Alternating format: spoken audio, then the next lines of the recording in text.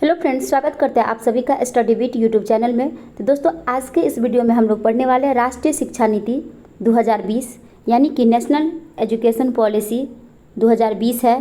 तो इससे पहले जो नेशनल पॉलिसी आई थी, फर्स्ट नेशनल पॉलिसी, वो आई थी 1968 ईस्वी में, जो कि इंदिरा गांधी का समय था। सेकेंड जो नेशनल पॉलिसी आया वो आया 1986 ईस्वी में, राजीव गांधी के समय काल में। और 2020 जो शिक्षा नीति है वो है नरेंद्र मोदी के समय काल का, ठीक है, जो कि इसमें काफ़ी बदलाव लाया गया है। इसकी शिक्षा व्यवस्था, इसके बाद क्लास का स्ट्रक्चर और भी बहुत सारे चीज़ है जिसके बारे में हम लोग डिटेल से अध्ययन करेंगे इस वीडियो में। तो दोस्तों, जो भी नए हैं, अभी तक चैनल को सब्सक्राइब नहीं किया तो आप लोग चैनल को ज़रूर सब्सक्राइब कर लीजिएगा और बेल आइकन को प्रेस कर लीजिएगा इस तरह का न्यू जानकारी प्राप्त करने के लिए। ये सारे जो टॉपिक है वो करेंट अफेयर से रिलेटेड है और मोस्ट इम्पॉर्टेंट है आने वाले एग्ज़ाम के लिए, ठीक है। तो लास्ट तक बने रहिएगा इस वीडियो में।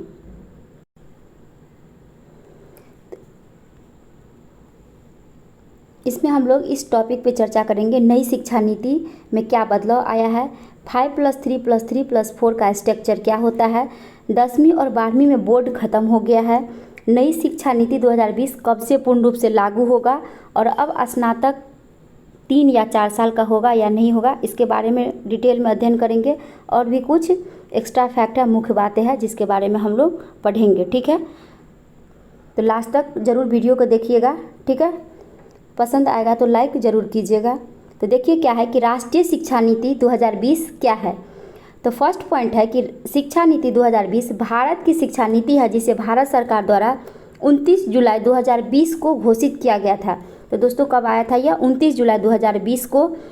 यह 1986 में जारी हुई नई शिक्षा नीति के बाद भारत की शिक्षा नीति में यह पहला नया परिवर्तन देखने को मिला है। इसका जो अध्यक्ष था फ्रेंड, वो था अंतरिक्ष वैज्ञानिक कस्तूरी रंगन की अध्यक्षता में यह समिति यानी रिपोर्ट जारी किया गया था, जो कि यह एक प्रकार के इसरो के वैज्ञानिक थे। फिर कहता है कि नई शिक्षा नीति के अंतर्गत मानव संसाधन मंत्रालय जो था यानी MHRD को बदल करके क्या नाम रख दिया गया? शिक्षा मंत्रालय यानी एजुकेशन मिनिस्टर, जो कि यह मोस्ट VVI पॉइंट है। नेक्स्ट टॉपिक है कि राष्ट्रीय शिक्षा नीति 2020 वर्ष 1968 और 1986 के स्वतंत्र भारत की तीसरी शिक्षा नीति होगी। नेशनल एजुकेशन पॉलिसी 2020 के तहत केंद्र और राज्य सरकार के सहयोग से शिक्षा के क्षेत्र पर जो GDP का होता है, यानी GDP जो होता है उसका कितना प्रतिशत खर्च करना है? 6% सिर्फ शिक्षा पे खर्च करना है, ठीक है। यह काफ़ी बदलाव देखने को मिला है। नेक्स्ट है कि पहले नई शिक्षा नीति जो था उसमें क्या था? 10+2 का स्ट्रक्चर था, यानी 10वीं करते थे, उसके बाद 11-12 होता था, सेकेंडरी एजुकेशन होता था। उसी को बदल करके क्या मॉडल दिया है नया में? 5+3+3+4। यह जो स्टेजेज है उसके बारे में हम आगे पढ़ेंगे, तो आप लोग वीडियो को स्किप नहीं कीजिएगा, पूरा वीडियो ज़रूर देखिएगा, ठीक है। तो देखिए आगे है इसका कि किस प्रकार का स्टेजेज होता है, चरण होता है।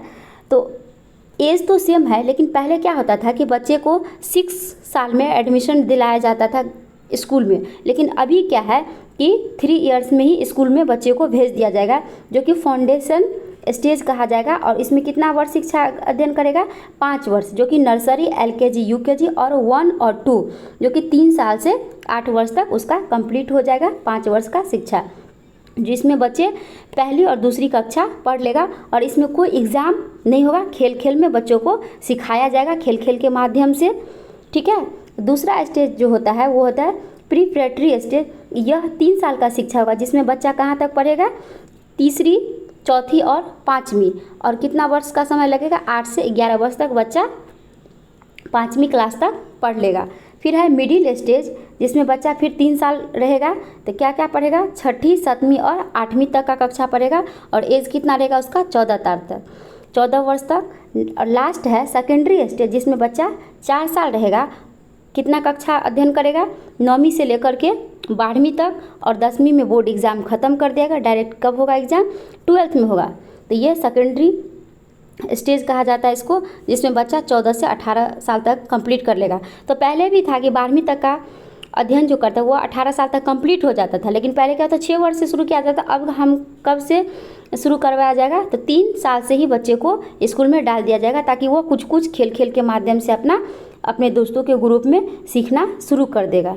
ठीक है, तो ये काफ़ी अच्छा भी है कि बच्चा कम से कम 3 साल से ही स्कूल जाना शुरू कर देगा। ठीक है, जिसको और ये जो स्टेज है, foundation stage, preparatory stage, middle stage और सेकेंडरी स्टेज, जो काफ़ी इम्पोर्टेंट है, किसी भी पॉइंट से आ सकता है कि मिडिल स्टेज में बच्चे को कितना वर्ष तक का कक्षा का अध्ययन किया जाता है और कितना वर्ष तक का रखा जा सकता है, तो यह काफ़ी इम्पोर्टेंट है। ठीक है, नेक्स्ट है कि वही लिखा हुआ है कि कक्षा 2 तक की परीक्षा नहीं ली जाएगी, केवल बच्चों को खेल कूद के साथ साथ संज्ञा का तथा संख्या का ज्ञान दिया जाएगा।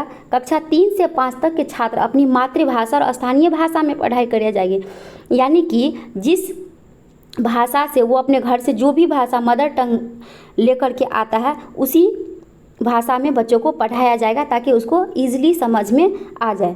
फिर है नेक्स्ट की कक्षा 6 से 8 तक के बच्चे को कंप्यूटर ज्ञान, कोडिंग और व्यवसाय के बारे में जानकारी दिया जाना अनिवार्य हो गया है, क्योंकि अक्सर क्या होता है कि 8वीं के बाद कुछ बच्चे क्या होते हैं कि अपना पढ़ाई बीच में ही ड्रॉप आउट कर देते हैं, यानी छोड़ देते हैं किसी फाइनेंशियल प्रॉब्लम के कारण या परिवार के कारण पढ़ाई छोड़ दिया जाता है। तो इसलिए उसको वोकेशनल एजुकेशन दिया जाएगा, व्यावसायिक शिक्षा दिया जाएगा कि उसके अंदर कुछ तो हुनर होगा, जैसे पेंटिंग हो गया, कारपेंटर हो गया, लड़की सब का सिलाई का काम हो गया, ब्यूटिशियन का कोर्स हो गया, डिजाइनिंग का कोर्स हो गया, पेंटिंग का कोर्स हो गया, तो वो बच्चों को दिया जाएगा ताकि वो अपने अंदर जो छुपी हुई कला है उसको बाहर उजागर करे और अपना भविष्य में अपना जीवन यापन सही ढंग से कर पाए।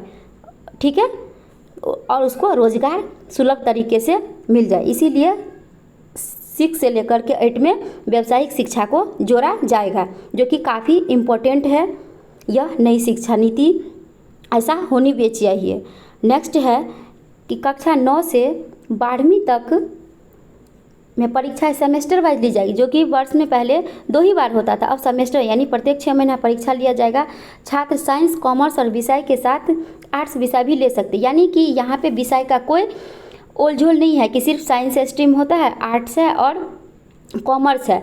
अगर हमको या किसी को भी मैथ के साथ अगर संगीत लेने की इच्छा है तो वो ले सकता है, किसी को सोशल साइंस के साथ, ज्योग्राफी के साथ अगर केमिस्ट्री अच्छा लगता है तो वो भी ले सकता है। तो यह भी बहुत बड़ा बदलाव देखने को मिलता है कि किसी को जैसे कि ड्राइंग अच्छा लगता है तो वो अपना फिजिक्स के साथ ड्राइंग कर सकता है। तो जिसको जो विषय में रुचि है वो अपने रुचि के अनुसार, अपने सुविधा के अनुसार विषय को चुन सकता है। इसमें कोई स्ट्रीम का यानी साइंस, कॉमर्स, आर्ट्स का नहीं है। ठीक है, नेक्स्ट है कि उच्च शिक्षा जो है यानी स्नातक कोर्स होगा 4 वर्ष का, जिसमें प्रथम स्नातक जो 1 साल का अगर कंप्लीट कर लेता है उसको क्या मिलेगा, सर्टिफिकेट मिलेगा। तो पहले होता था उस शिक्षा में कि ग्रेजुएशन होता था 3 साल का, तो 3 साल में अगर कोई बीच में 1 साल करके अगर सेकेंड ईयर का एग्ज़ाम नहीं देता था तो उसका रजिस्ट्रेशन फेल हो जाता, तो कोई सर्टिफिकेट प्रदान नहीं किया जाता था। लेकिन इस बार इतना अच्छा व्यवस्था किया गया है नया शिक्षा नीति में कि अगर कोई 1 साल पढ़ता है और किसी फाइनेंशियल प्रॉब्लम से वो पढ़ाई छोड़ देता है, बीच में ही ड्रॉप आउट हो जाता है, तो उसको 1 साल का डिग्री यानी डिग्री के रूप में सर्टिफिकेट दिया जाएगा। फिर अगर 2 साल का करेगा तो उसे डिप्लोमा का सर्टिफिकेट मिलेगा, अगर 3 साल कंप्लीट कर लेता है तो उसे डिग्री का सर्टिफिकेट मिलेगा। और इसमें क्या नई बात जोड़ा गया है कि 4 वर्ष में यानी रिसर्च की उपाधि दिया जाएगा, यानी रिसर्च जो कि बच्चा समझता भी नहीं था कि रिसर्च क्या होता है। पीएचडी करने के बाद जो पीएचडी करता था वो सोचता था कि जो पीएचडी कर लेगा वो रिसर्च करने जाएगा, लेकिन इसमें क्या है उस शिक्षा में कि 4था वर्ष में उसको रिसर्च का भी डिग्री दिया जाएगा, जो कि काफ़ी अच्छा व्यवस्था है। ठीक है, तो ये आप लोग को समझ में आ गया कि प्रथम वर्ष में सर्टिफिकेट मिलेगा, अगर 2 वर्ष का कोई कोर्स करेगा तो उसको डिप्लोमा का सर्टिफिकेट मिलेगा, अगर 3 वर्ष करेगा तो डिग्री मिलेगा, और 4 वर्ष का कोर्स अगर कर लेता है तो उसे रिसर्च की उपाधि मिलेगा। और नेक्स्ट है कि सभी परीक्षा सेमेस्टर वाइज ली जाएगी, यानी जितना भी ये होगा उसमें क्या होगा, सेमेस्टर, यानी कि सेमेस्टर का मतलब होता है कि साल में 2 बार यानी 6-6 महीने पे एग्ज़ाम होता है। फिर है कि रिसर्च की उपाधि मिलने के बाद उसे पीजी 1 वर्ष में ही होगा। पहले होता था कि ग्रेजुएशन के बाद 2 वर्ष का पीजी होता था, लेकिन अब क्या है 1 वर्ष में ही पीजी का यानी पोस्ट ग्रेजुएट का डिग्री मिल जाएगा। अब है इंटीग्रेटेड बीएड का 4 साल का कोर्स होगा। तो यह जो 4 साल का फ्रेंड कोर्स होगा तो ग्रेजुएशन के बाद नहीं, यह 12th के बाद यानी 12वीं के बाद ही 4 साल में बीएड उसका कंप्लीट हो जाएगा। तो पहले देखिए 5 साल लगता था, 2 साल हो 3 साल हो गया आपका ग्रेजुएशन और 2 साल हो गया बीएड। तो टोटल कितना लगा, 5 साल लगा। लेकिन क्या किया है नया शिक्षा नीति में 4 साल ही कर दिया और यह इंटर के बाद ही यानी 12वीं के बाद ही इसका एडमिशन शुरू हो जाएगा। बीएड में जो छात्र जाना चाहता है तो वो अपना चले जाएगा और 4 साल में उसको बीएड का डिग्री कंप्लीट हो जाएगा, यानी बैचलर एजुकेशन का डिग्री वो ले सकता है। फिर है कि एमफिल डिग्री को समाप्त किया, पहले एमफिल का डिग्री मिलता था तो उसको समाप्त कर दिया गया है। और है कि देखिए अभी तक जो है यह नई शिक्षा नीति है जो प्रत्येक स्टेट में लागू नहीं हुआ है, उस पर कुछ विचार विमर्श से चल रही है, ठीक है। तो ये कुछ राज्य है जैसे कि नई शिक्षा नीति लागू करने वाला पहला राज्य जो है वो कर्नाटक बन गया है और कब लागू किया गया, 7 अगस्त 1921 को। और दूसरा राज्य जो है वह मध्य प्रदेश है जो कि 23 अगस्त 2021 को वह लागू कर लिया गया है नया शिक्षा नीति 2020। तो इसी तरह से प्रत्येक स्टेट अपना सुविधा के अनुसार अपना जारी करेगा, ठीक है। और नेक्स्ट क्या कहता है कि कक्षा 5 तक अंग्रेजी को समाप्त कर दिया जाएगा, यानी कोई फाउंडेशन नहीं है कि अंग्रेजी के विषय में ही पढ़ाया जाए, ठीक है। फिर है नई शिक्षा नीति 2020 को कैबिनेट द्वारा 29 जुलाई 2020 को पास किया गया था। देखिए यह जो शिक्षा नीति वो 29 जुलाई 2020 में ही आया था, लेकिन कोविड-19 के कारण यह जो लागू हुआ वो 2022 तक आकर के लागू हुआ है। इसमें और क्या क्या जोड़ा गया विषय के रूप में, योग, खेल, कला, संगीत मुख्य विषय के रूप में पढ़ाई जाएगी। अब किसी को पढ़ाई में मन नहीं लगता, यानी साइंस पढ़ने में, मैथ पढ़ने में मन नहीं लगता, तो वो योगा सीखेगा, कराटे सीखेगा, कला के रूप में संगीत सीखेगा। तो किसी भी चीज़ में अपना वो डिग्री हासिल कर सकता है और अपना लाइफ सेटलमेंट कर सकता है अपने इच्छा के अनुसार, अपने रुचि के अनुसार।